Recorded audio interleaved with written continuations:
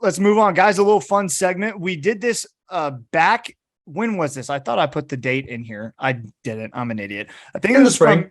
In the spring. Like March, right? Yeah, we made right some after the spring game. predictions. Yes, correct. We made some predictions right after the spring game about what we were going to see for the OU football upcoming 2022 season.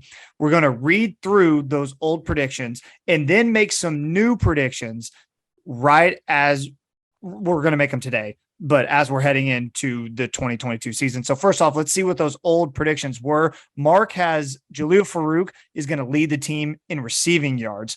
Ryan had OU losing one game. They were Big 12 champions, no playoffs, but they win the Sugar Bowl.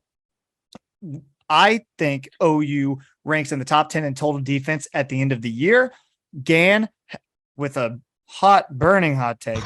Dylan Just Gabriel, fire a 2-to-1 touchdown to interception ratio. Way to go on a limb. Best believe it. And Patrick Hertzberger, Drake Stoops has the most catches on the team in 2022. So that's where a fun one. We made those back in April, I believe, because they were after the spring game, so they had to be in April. So now we're here. We're at August 17th. Boys, we're 2 weeks away, just over 2 weeks away from OU kicking off against UTEP. No? Incorrect? No, I think you're right. I'm just like I'm shocked. It's mid-April. So close. Continue. So close. Yeah, just a little over two weeks away from OU kicking off against UTEP at Gaylord Family Oklahoma Memorial Stadium. Let's make some other picks. We're going to start with Mark. Everybody, we're going to make our picks one at a time, kind of discuss them, and then we'll move on to the next pick. Sound good? Instead of just listing them all off right from the jump. So let's start with Mark. Go ahead.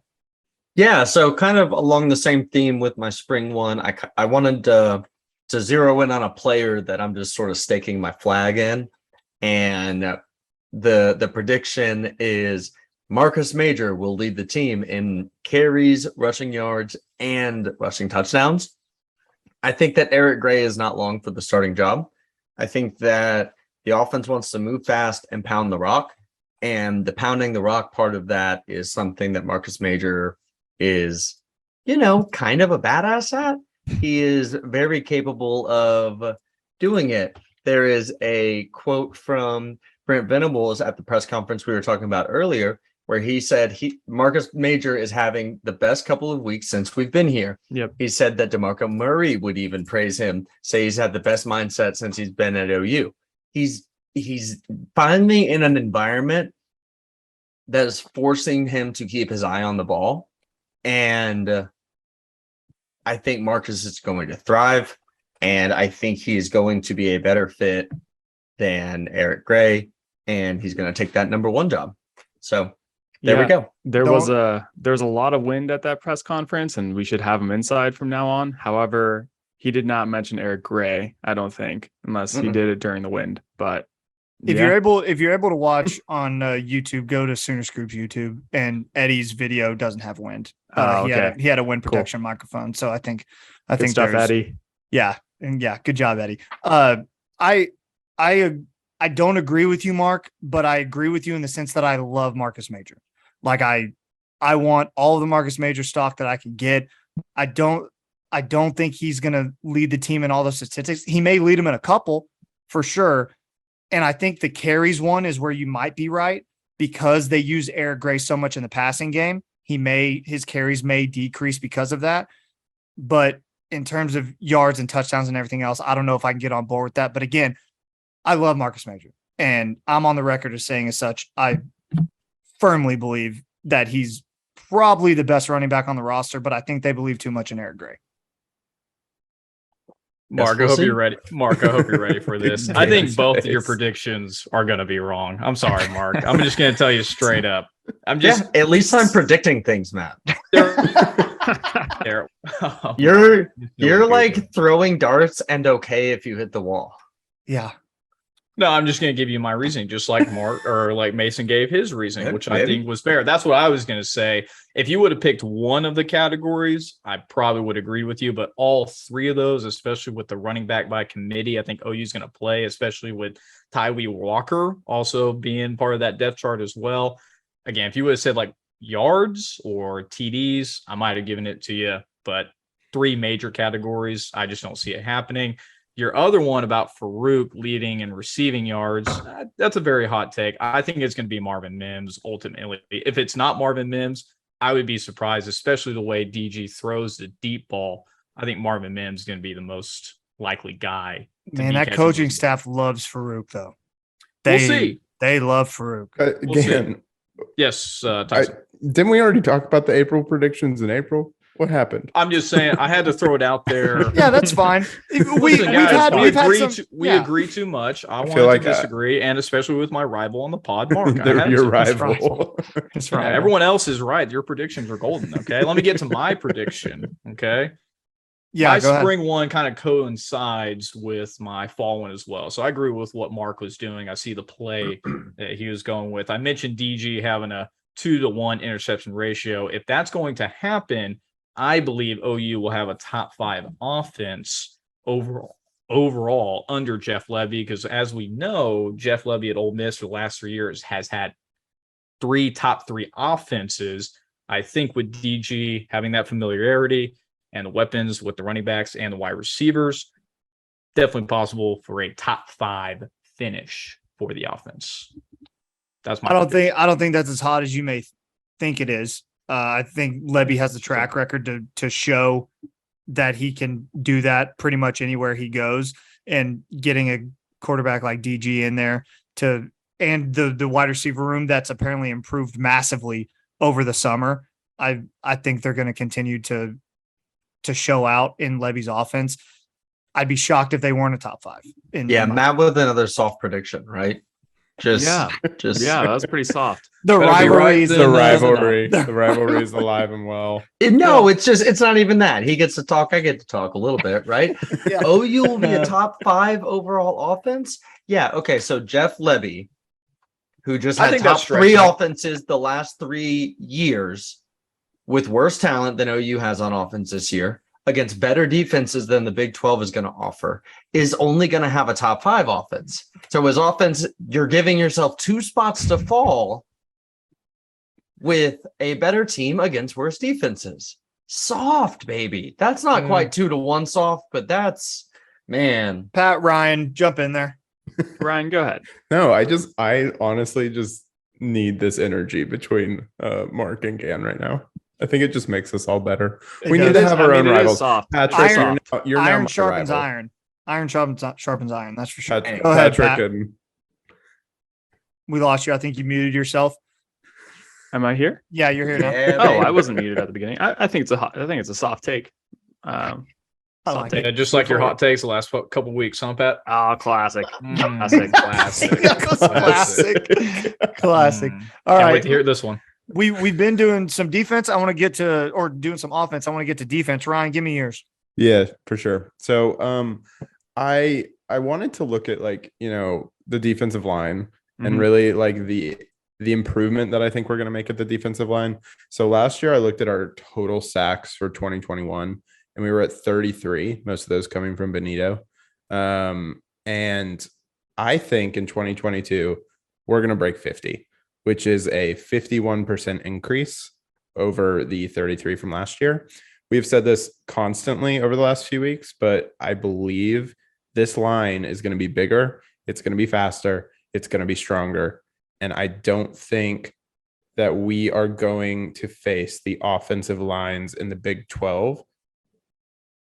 We're going to face the same offensive lines that we faced last year. But I think because we're going so hard on defense and our new head coach is a defensive minded coach, that is going to be our main focus this year. So I think that's going to get us over the line. So 51% increase in sacks. I like it. If that happens, I'm telling you right now, if Ryan's prediction is correct, there's zero chance that this team isn't in the playoff. There's zero shot. Like they will be in the playoff if Ryan's prediction holds true. And I don't think that's a hot take. I'm kind of counteracting my spring take then. I know you kind of are, but that's all right. That's why we keep the record. That's why we keep the record. No, it's fine, guys. Like 20 of them are going to be versus Kansas or something. I don't know. Probably. Pat? Yeah, I don't know. 4 or 5 sacks a game. That's tough. But I like it. I like it, but that's tough. So I just did the math on Clemson's total sacks last year, just Perfect. for fun. Yeah. Right. 42. So I am Okay. excited by this one. I like it. Monster statistical increases are fun predictions. Hey, Much better you than Mark's know, prediction. And I Clemson like had it. a down year. We're not gonna. All right, Pat. Let's get to yours. Can we go to yours? You want to do mine? Yeah, we can absolutely do mine. So mine, respectfully, boys, I think mine's probably the hottest take of the five of us. And I think it's that this offensive line is going to win the Joe Moore Award for the best offensive line in the country. Keep in mind, this isn't an award for one particular person. This is a unit award for the best group of offensive linemen. You look at left tackle, Anton Harrison. People think he's an NFL prospect, obviously. McCade Tower, going to be your left guard. Improved. Andrew Rame, who has apparently had an amazing summer and by all indications is crushing it at the center position. Andrew Rame was a highly recruited guy out of Broken Arrow, Oklahoma as well. So he has the talent there and the size. Murray at right guard. I think he might be your question mark, but you look at right tackle, it's a battle between Savion Byrd and Antoine and Morris right now. Wanye Morris, sorry, Anton Morris. Wanye Morris and Savion Byrd. And by all accounts, Savion Byrd is the spark plug of that offensive line. So he may have the edge in that battle for that starting position. I think you look at that group right now, they have the size, they have the tenacity, and they have the experience to be one of the best offensive lines in the country and probably the best when all is said and done. Yeah, it's hot. Yeah. Yeah, I know. Because we had a kind of bad O-line last year and a really bad O-line. I know. can't really Again, point to any individual that like, oh yeah, well that guy is gonna be this I know. better. Again, But bigger, stronger, faster. it's Mhm. exactly. It's Exactly. the theme. I know. Bigger, stronger, faster is one of the main themes. And you get back to a system that is going to allow these offensive linemen to hit people in the mouth and not wait to get hit in the mouth. And I think that's something to be said for an offensive line who is just ready to be unleashed. And a Bill Bedenbaugh led offensive line. Let's look at the dude's track record. He hits more times than he misses. Okay. Last year was a miss. Undoubtedly. They should have been better. But now they're back. They're more physical. Bedenbaugh is going to get his piss hot. Give me that offensive line. Anybody else? Mason, I just think if your prediction comes true and my prediction comes true, we're looking at Natty, baby. Yeah, I know. Definitely. I love Definitely. how we try all to be kind of level-headed and we come out here with these predictions and we're like, honestly, if we're right, it's a national championship. It really is. It's a natty ring. All right, Pat. Yeah, I wanted to go last because I do think that some of y'all's takes trickled into my takes. And if we do have the best offensive line in the country, if we do have a top 5 overall offense, that my prediction will also be true. And my prediction, and I've said it in the past, but we have new listeners, a lot of new listeners. So I want to say it again and be on record. I think Dylan Gabriel is going to New York City as a Heisman candidate this year. I don't think that's a hot take. You've stuck by this one. Well, Pat, it was. so- It might have Yes. been like 5 months ago, but And granted, we're not asking you to make a hot take. So I Right. guess this is just Yeah. a prediction in general. But by all accounts, if this offense is a top 5 offense, like Matt thinks it is, and the offensive line improves and Dylan Gabriel looks like he's looked for his entire career and he does it at Oklahoma, there's no way that he's not in New York, in my opinion. I mean, because looking at the field right now, I mean, Bryce Young will be there. You'll have the Ohio State quarterback right now, who's I'm blanking on. CJ Stroud. He'll probably be there. You'll probably And have one Gabriel- of the Ohio State receivers. Yeah, and Gabriel will have comparable stats to both of those guys. And if the team wins double-digit games and are in at least sniffing some sort of playoff contention, absolutely, Gabriel will be there. Guys, 50 sacks, top 5 offense, DG, the NYC, and the best offensive line in the country, plus Marcus Major. Thanks, man. Sorry, Marcus Major. sorry, Mark. I had to throw that one in there. It's Mark's, okay. I want to look. it's kind I'm of making crazy fun that predictions. it's kind of crazy that like Mark started, and Mark's might be the most like level-headed out of all of us. I know. Because when he first Everyone else started, is like, We were I like, feel like nah. all of us are like shooting for the stars right now. And if everything hey, aligns, you'll land them. Wait, no, it's shoot for the moon. You'll land Yeah. among the stars. I tried Exactly. to be cool, guys. Wait, but what is Stars are pre- further than the moon, though. Mhm. Every star is further than the moon. but what Yeah, so is shoot for the stars. preseason? You'll land on the moon. What is preseason without high expectations? If you don't I have agree. high expectations going into your season, then what's the fun of being a fan? You should enter Completely every agree. season thinking your team's got a shot at a playoff berth If or I a had shot to at be a winning a fan national of a championship. school, if I had to be a fan of a school that was just shooting for 500, Dude, man, I think about that a lot. Like when I talk to my Aggie friends and my Longhorn friends about their seasons, I'm like, that would really suck. I'm only used to losing like 1, maybe 2 games. yeah, and like Mhm, mhm. everything about my sense of self in the fall is built on those Saturday experiences. Like Yeah. if we lose, and if we lose more than like 2 games, I don't know how bad it gets. It's Yeah. been a while. I mean, know. I am already planning my trip to either Phoenix or Atlanta for December 31st. So that's I'll be hot. there. you know, I love the way you think, man. yeah. I I hope it's Phoenix because last time we were in Atlanta, things didn't go too hot. But it'll be okay. It'll be okay. Let us know in the comments below or on Twitter, on Instagram, what your prediction for the 2022 season is. Let us know if you think ours are right or if ours are wrong. If we have hot takes, cold takes, let us know. We read every single comment that you leave on our YouTube channel. Every single one. We read every single one. I try to reply, or the guys try to reply to all of them that we can. Okay.